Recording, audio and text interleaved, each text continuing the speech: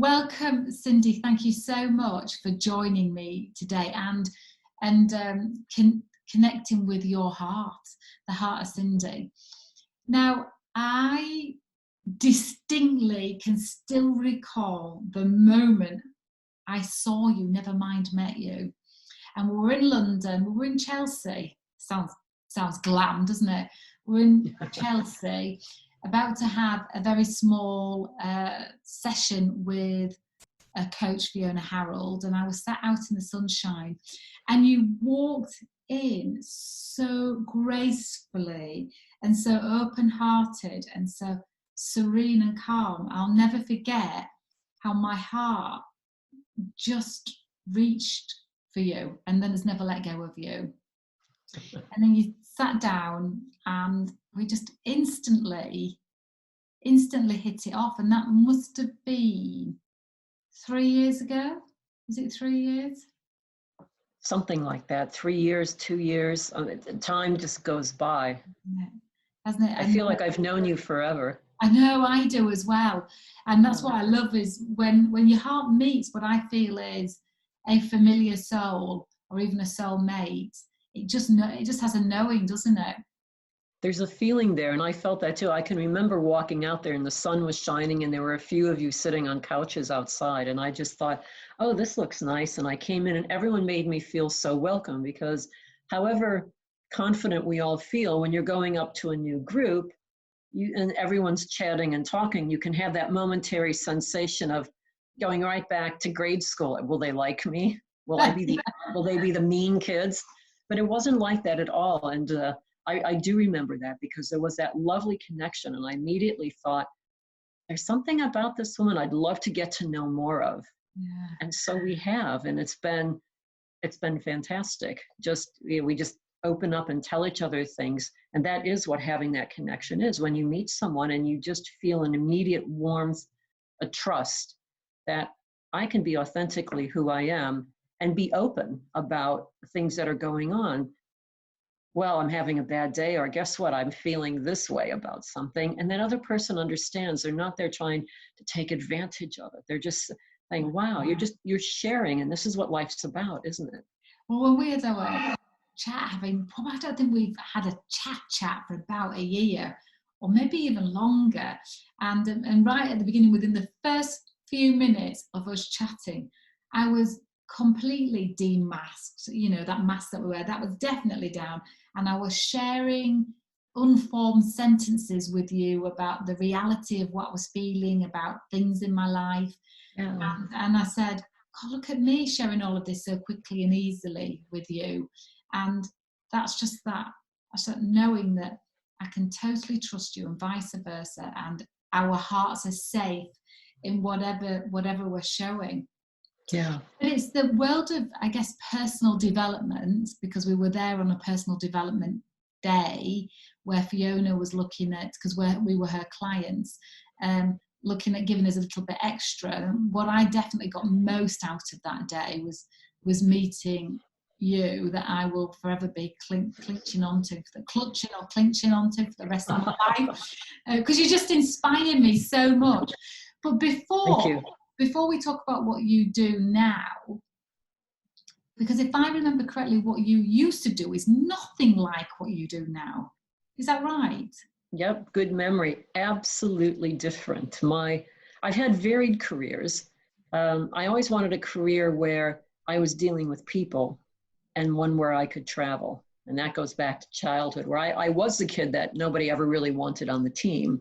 And I was born, my legs were crippled, and you can't tell now, but all these things. And there was a part of me, and this has been something that's come throughout my career, that I was always thinking, why can't you see who I am behind this external, the ugly orthopedic shoes? Or for a while I had to wear braces on my legs, and that's what really hurt. Like, why can't you just see who this person is rather than the external part of it? So I was a journalist for a while, and I was in New York, and then for a long time I was in the nuclear fuel business. And I was covering nuclear fuel from McGraw-Hill in New York, and one of my sources, a trader, said, I'm starting a new brokerage company. Would you like to help me start it? And he wanted me to come on to design and launch the weekly newsletter. which I did. There were three of us. We had the three of us, there were four of us. We had a secretary, and then there were two traders that came from one company, and I came from McGraw-Hill, and it was amazing. We started this company, I was 29, and within the first year, we'd completely changed the way the world priced uranium. And I just took it all for granted at the time, but I loved it because I enjoyed meeting people, I was traveling. So I stayed in that energy trading brokerage world all the way up until just about 5 years ago, I left. So I had done that company. I was this for about 11 years. I had my own consulting company. I moved to South Africa for a while, went back to the States and fell in love with someone, moved to England. He came from South Africa. I moved here from New York, and I never left. And then when I left this company 5 years ago, I thought what I want to do now is really help people. And in that role, I was heading up the largest division, the one that made most of the money for the company. And I felt under incredible pressure all the time. And I saw so many people being stressed by the head of the company who liked nothing better. He used to say, I like to set the foxes among the hares. So he loved stirring. And I thought, this is such a waste of time, because I didn't feel that that was the way to get the best out of someone, to put them under stress all the time. So that's when I started my period of personal development, which is how we met, hiring Fiona as my coach to get an idea of how am I going to package what I want to do moving forward. But you know what? It's been the best thing that happened. Loved everything that I've learned. It's changed me. It's led to lots of opportunities. And we were talking earlier, now more than ever, I think, in this period of time when we're just having to be relaxed, we're forced to take a step back, and people are reflecting about things, which I think is a good thing. And so what you do now is, can you put it into your words what you do? Because I fear I will miss bits out or distort bits, undersell you. Well, that is the thing of how I describe what I do. Basically, I like to make people get success faster and easier. And I do that just using a lot of different tools. So I'm now a clinical hypnotherapist. I'm a licensed NLP trainer, neuro-linguistic programming, and I've trained in. So if I give all the list of things I've trained in, people will think, well, what do you do? So I will stop. Those are the key things. I do coaching, corporates and personal. And another thing that I've studied, which I find really interesting, is called lifestyle prescriptions. It's a form of meta health. And the philosophy behind all of that is that over 90% of our chronic illnesses and problems that we have are due to unresolved emotional issues. So if you can release, there's a whole process that you go through. This is my parrot. Hello, parrot. Is wanting to have a few words. It's just to say everything that I study is really about, and you learn one thing and I learn something else, but it really is about helping people. And the more tools that you have to help them, I feel the better, because not like sometimes, and you and I know of situations where you're on programs where you have to follow certain strict procedures step by step. And whereas that could be successful for some people, there isn't a one size fits all solution. So I believe that having different skills, you can then bring in to work with someone. And I'm not unique in this. A lot of people feel this way, but I enjoyed the health aspect, learning about the body, because I'd been a Bowen therapist for, I guess, maybe 13 years now. It's something I always did on the side. So I enjoy that aspect of learning about the body. I wanted to be a veterinarian when I went to university, which I never did do. So there's a frustrated veterinarian in me somewhere. I love your approach, which is there is the type of coaching and training out there, which is here's my model, and it's a rinse and repeat model. So you go through their processes, regardless of what it is you're working towards, as though that process works for everyone in every way, every outcome.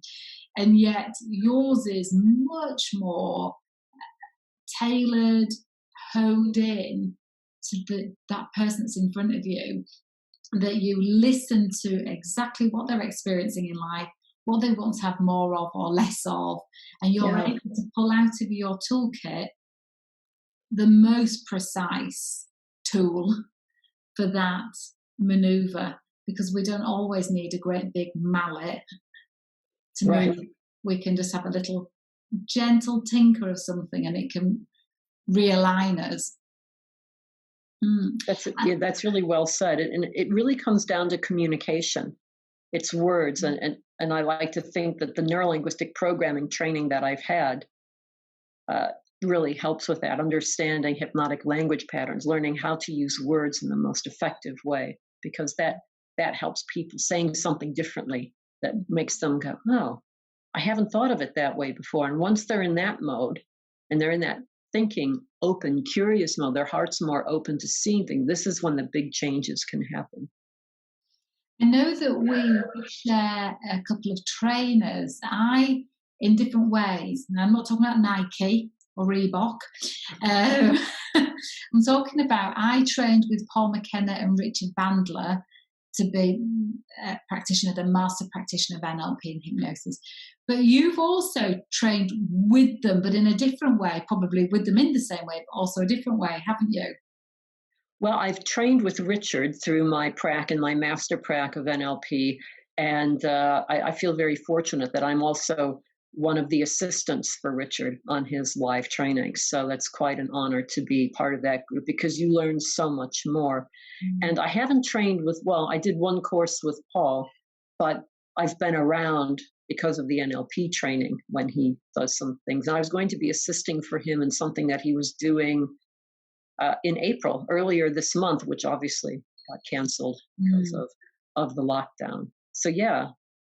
Is there something about Richard Bandler? Can you just explain in your words what Richard is famous for? Because you'll know him a bit better. He's famous.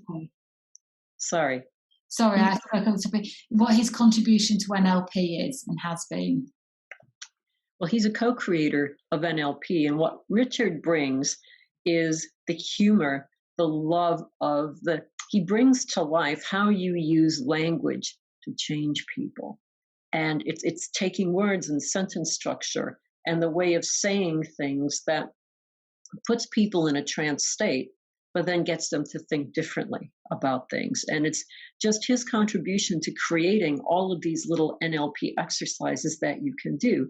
For example, one quick one is when someone has a phobia about something and you ask them, where do you see it? And it's typically up close and it's in colors, it's moving, they might hear some sound, and maybe it has no border around it. So of course they're scaring themselves because this picture feels like this. And that very simple technique, as soon as you move that away from you, you move it away, turn it black and white, but then put up what you would like instead, and put that with all the colors and imagery. So it's those kinds of techniques that he so effectively puts across.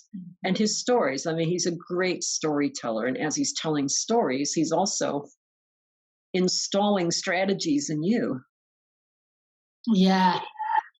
I remember, I hope I remember this, I want to ask another question about him in a moment, but I remember on my training, there was a lady in the audience who couldn't smell, hadn't been able to smell anything for years and years, because whilst he's a very charming storyteller, he can also cut through things in a really frustrated way. So he did this wonderful exercise with this lady on the stage and said, and so 5 p.m. when we finish, was it in 9 a.m. in the morning or something? I think he said at 9 a.m. in the morning, I want you to go via the florist, so it's just around the corner, and take your first smell of those beautiful flowers and allow it just to soak into your sensory system.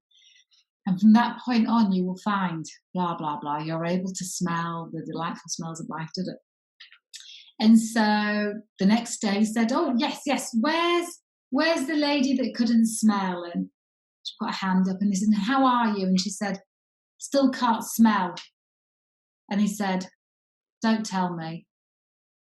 Somebody, or you, decided, said, here, smell this right after we finish. Is that right? And she said, yeah. I said, don't F with my program. I told you specifically when, where, and how to do it. Mm-hmm. And you undid the program by rushing in, going, there, smell that. He was mad. But it was really interesting to watch that almost as a training itself, where how we undo a program, like we have a sabotage button within us, and all the different ways we press that button, but gloss it up as something else.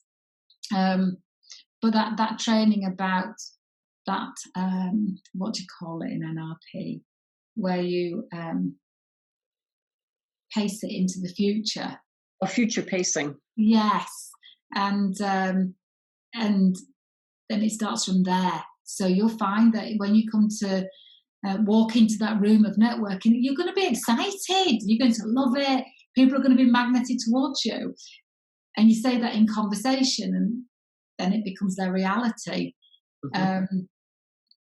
But I wanted to ask about him, that what is it, do you think, about his style that gets is the most fascinating, but also is invaluable, just like a little miracle? What is it, do you think?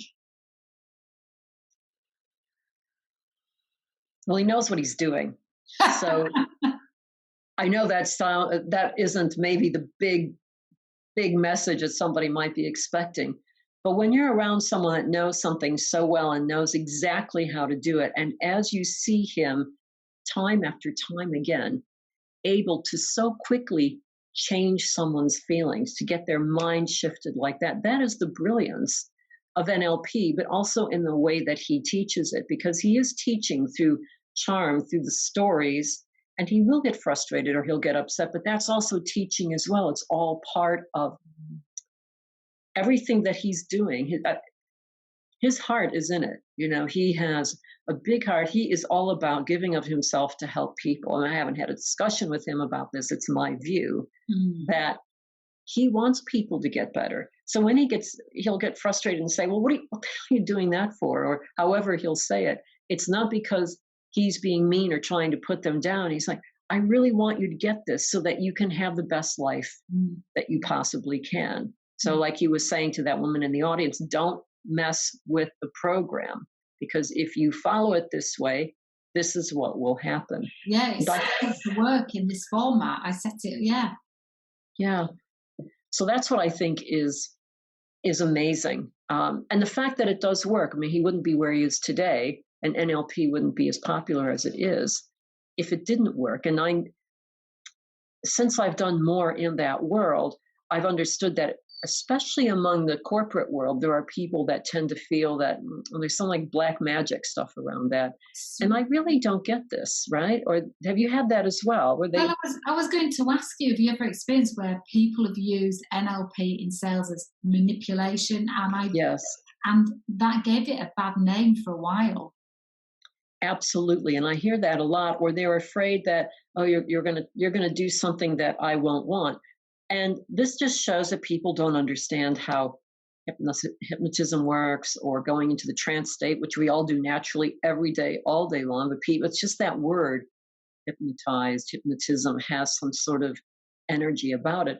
And as you and I know, our minds will not accept something that we don't believe is true or that we wouldn't want anyway. So in the best will of the world, if I'm working with clients using hypnotherapy on them, I always, it's all about what they want. And I wouldn't do anything different anyway. But even if I tried to, inside their intuition, the subconscious would be saying, not buying this, I don't want this. We all have that sense. So when people say, and they do say that a lot, especially in sales, this is just manipulation. Well, you know what? What I say to them is, so here's one example. It's finding out the language that someone speaks in. Okay, so going back to VACOGs, are they primarily in the Western world, visual, auditory, kinesthetic? So are they saying, oh, I see what you're saying. Oh, I feel that so much. If you're speaking to someone in that language, you're going to be developing a better rapport with them. Is that manipulation? Well, no, because that works positively. Isn't that what we're trying to do in business or relationships, friendships anyway? is to connect. This goes all the way back to the beginning when you were talking about the heart connection. To have the most effectiveness with people in whatever situation we have, it's being able to connect. And in fact, if you're seeing how someone else is speaking and you're able to speak to them in the language, then they're going to understand you, you'll understand them, and you'll be helping them because they'll feel, oh, I can say more about what I want because you get it. So in fact, you're helping someone reach a conclusion, come to a decision, or move on in life in a way that works best for them, because you're helping them understand where they're going by you understanding what they're saying. Does that make sense?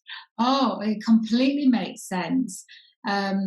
It's you know, I think when somebody feels understood, then they're more able to understand better. And it's just, and if we all knew how we could make the other person, you know, feel relaxed and calm and lovable, we would do it. But instead, what we end up doing, because we don't know the techniques, is we do our own best way of doing it.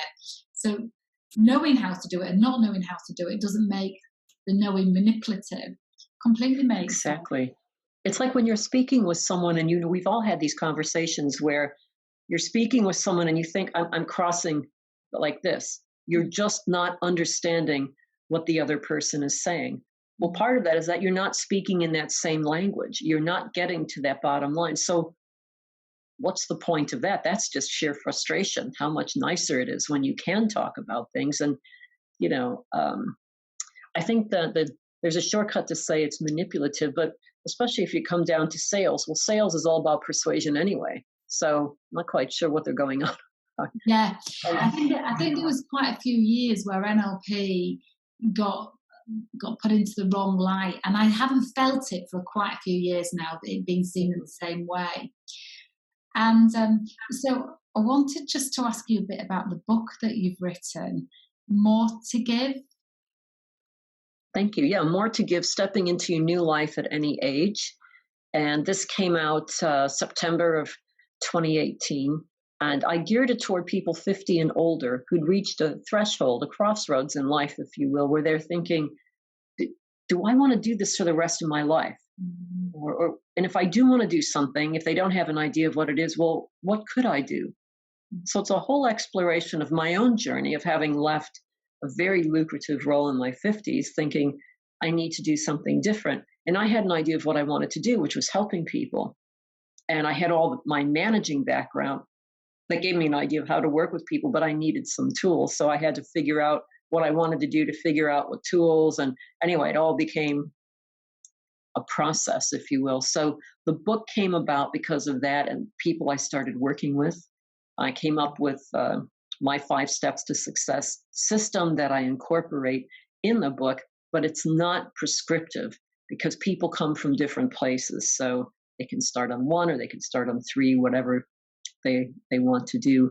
And I've had a lot of positive feedback from it, people getting in touch with me to say this has really helped me, because whenever we make a change, if we want to succeed, as you have to step out of your comfort zone. And that's difficult at any time, possibly for people. But I think what I was finding is that people that were late 50s, early 60s who wanted to make a change sometimes thought, oh, I don't know where my confidence has gone. I don't know what to do. Some of it was about, I've got this really nice title and this great position. So who am I without the framework of I'm heading up the global division of this in this bank? If I don't have that, what do I become? So it's a lot of work around that as well, and just being happy with ourselves. And it's on sale now, by the way, Panoma Press. It's www.panomapress/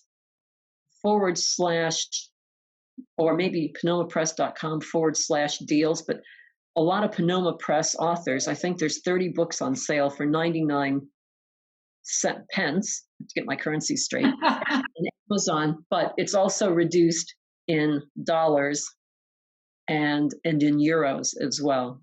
So anybody who's listening that would like to try it, you can get it for 99p. What inspired you to create the book then? Because usually there's a catalyst. Was there one for you?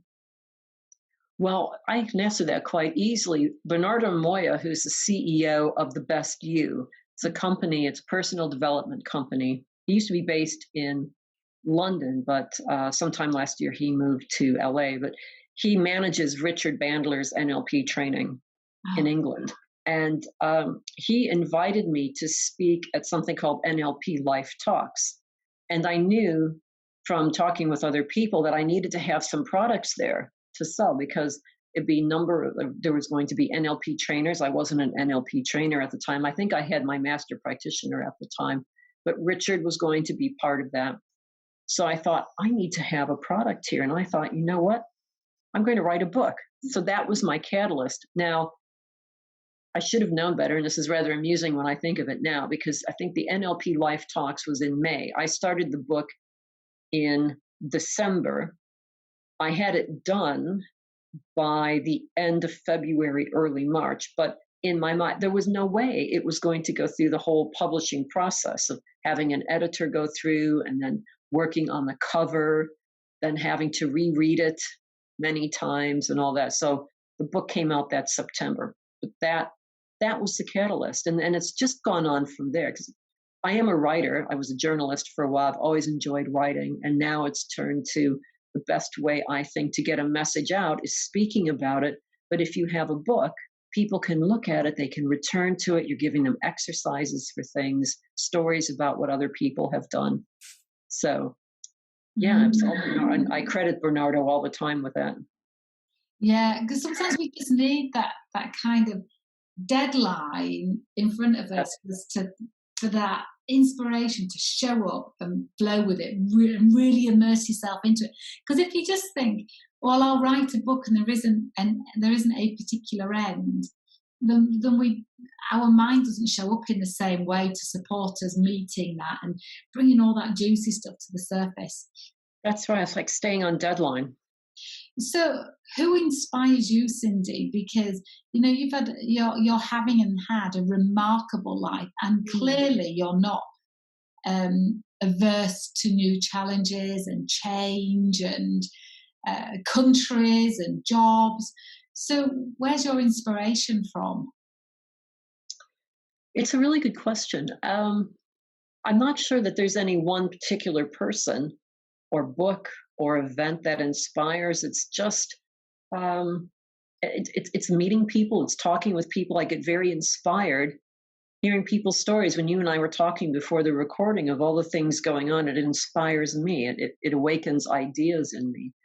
Mm-hmm.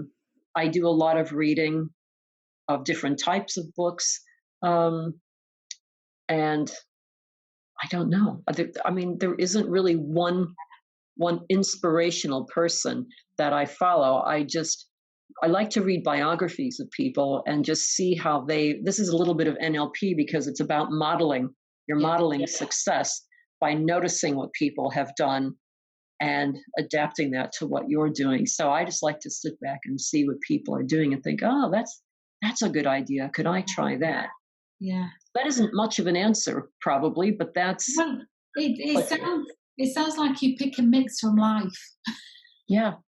It's probably a very healthy way of going about it. In fact, in my Reignite Your Empowerment program, I have a section in there about inspire, and I encourage pretty much what you've just said. Get your inspiration for lots of different areas, not just one. Would you be able to describe your life purpose? I can. I mean, what keeps me going, what I want to do more than anything else is I want people to realize that they can have the life they want, that they've got everything inside of them to make that change.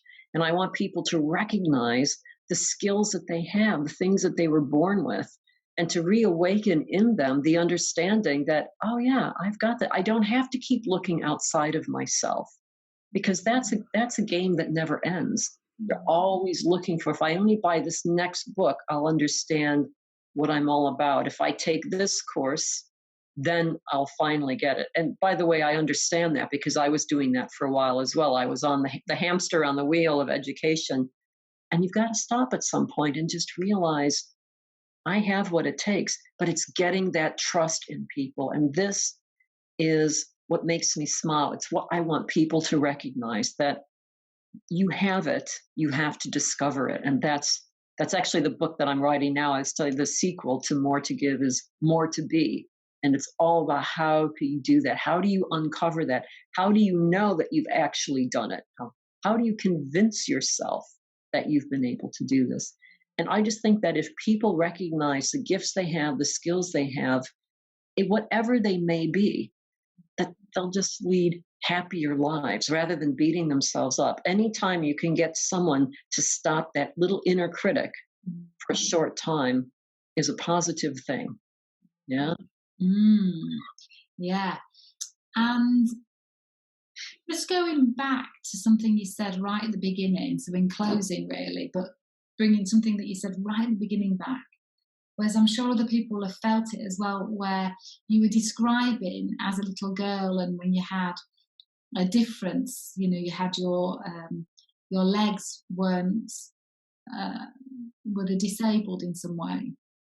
Yeah, I had braces that I was born quite disabled. Again, you can't tell now, but back then I had to wear braces so they would grow straight, and I had the ugliest orthopedic shoes I had to wear until I was 17 years old. And you were saying there was, your heart was saying, please see me, not Right. all of this on the outside. And what happened then for people to see who you really are? Do they see who you really are now? I think they do, because I've always stayed true to who I am. I mean, there's moments where you have to abide by what someone else might be doing, but that feeling has never left me. And there's that the driving force in me is always wanting to see who someone is and just giving them that space to talk and to listen and asking questions so that I understand what they're talking about. And this may sound kind of weird, but I'm going to put it out there anyway. When I see people, I often think of them, where's that little boy in there? Where's that little girl? And I almost want to connect with that sort of fundamental, innocent, sweet child that hasn't been formed yet by all the experiences in life. And when I do that, it helps me connect with people more, that they're not all of this here, that inside there was this little child that parents loved, and they've just taken on the mantle of being an adult. And I feel that coming from that place, speaking with a warmth and a caring is, what's what I like to do. And I feel like we talked earlier, if you can speak to someone like that, you're more likely to open them up because they sense where you're coming from. I don't know, did that answer the question? No idea what I asked, but I'm so mesmerized with whatever you're saying. But there is that feeling with you though, where, and now that you've said that, and what a great perspective to have with for any of us to use in other people, is to think when we're looking at perhaps our own mirror, in fact, when we look at another person, what we see in them is our own reflection. But when we're looking at all of that, and all of the noise that comes out of somebody deep within inside, is that inner child still wanting to be heard, understood and loved, and know that they're lovable. And when you connect with that, then the rest of it just falls away, doesn't it? Yeah. The rest of it, I guess the defensiveness or the retaliation or the response or the reaction isn't really required, and there's no place for it. And do you know what? It's also getting past someone's title or what they're doing in life. It's stripping all this away. Like, who are you? And in the sum of your experiences, as opposed to the external things that have come up, like your position, the job, the place that you work, etc., degrees that you have. All of that is a part of you, but it's the person that's not behind all of that. You're stripping that away so that person that's there comes forward. It's almost like you were given that experience as a child to position you for this purpose of really helping people, really seeing them, really, and for them to live their life that they truly want, which is your life purpose, they have to really listen to their own hearts and not be attached to the stuff around them that creates the mask and therefore the barrier. And so it's a bit like your childhood. I love to look at life and think, oh, that makes sense. That piece there that looked uncomfortable now makes perfect sense, because then it went into all these other jigsaw pieces that weave how we're meant to move and groove through life. Do you see your childhood that way? Very definitely. Very definitely. And in fact, sometimes working with people on finding their life purpose, you go back and I'll ask them, what is it that you wanted to do between, when you were a child, like between when you were old enough to have some view of things. That could be 7 to 11 or 8 to 12. What was your view of things then, of what you wanted to do? Because you're really connected with your heart still at those times before you start going through puberty and having different kinds of experiences. And it's a place to start. So yes, I think I knew very much, even in grade school, that I always wanted to listen to people. And my heart always went out to people that were shunned by everyone else. And I would purposely go up and talk with them to make them feel, hey, I see you. I want you to be included. And it warmed my heart when they'd say, oh, well, no one else will talk to me. Because I felt that way to some extent myself. So it's like, well, yeah, but somebody does see you. And we're talking to each other. So it's that bit of wanting to connect to someone on that level and help them, whether they're the CEO of this or their mother staying at home taking care of children, or someone just starting out in a career. We all have that in us that we can show to someone and they can connect with. But yes, that's very much been an overriding part of my life from the very beginning. And that's why I think that, I was very fortunate at the time that my parents had the wherewithal. They could get the medical help I needed, so that now, by the time I could get rid of those orthopedic shoes at 17, you can't tell today that I had any problems. But we're formed by our experiences. And I think this is something that life brought on and why I'm doing it now. And I feel this is why it feels so congruent. Mm-hmm. Yeah, it feels like what you were always meant to be doing. Thank you so much, lovely. I could talk and listen to you forever.